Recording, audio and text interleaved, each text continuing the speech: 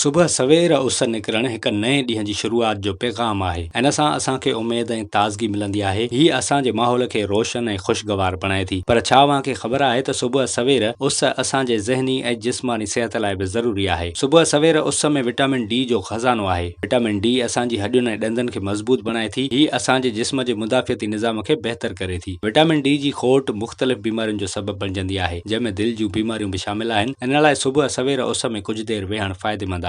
सवेर उस में वेहण असांजे ज़हन खे भी तेज़ करे थो। ही असांजे दिमाग़ में सीरोटोनिन नाले हिकु केमिकल वधाईंदी आहे। सीरोटोनिन असांजे मिज़ाज खे बहितर करे थो। इहो असांखे ख़ुशि ऐं पुरजोश रखंदो आहे। ही असांजी याददाश्त ऐं ध्यानु ॾियण वारी सघ खे तेज़ कंदो आहे। इन लाइ सुबह सां कुछ देर उस में वेहण असांजे ज़हन लाइ फ़ाइदेमंद आहे। सुबह सवेर उस में वेहण जिस्म खे एनर्जी ॾींदो आहे। असांजे दिमाग़ में मेलाटोनिन नाले हिकु हार्मोन घटिजंदो आहे। मेलाटोनिन असांखे निंड ॾियारींदो आहे, पर जेकॾहिं ॾींहं जे वक़्तु वधी वञे त असां सुस्त ऐं थकिजी पवंदा आहियूं। तंहिं करे माहिरनि जो चवणु आहे त सभिनी खे घुर्जे त रोज़ सुबह सवेर कुछ वक़्तु उस में वेही गुज़ारिजे।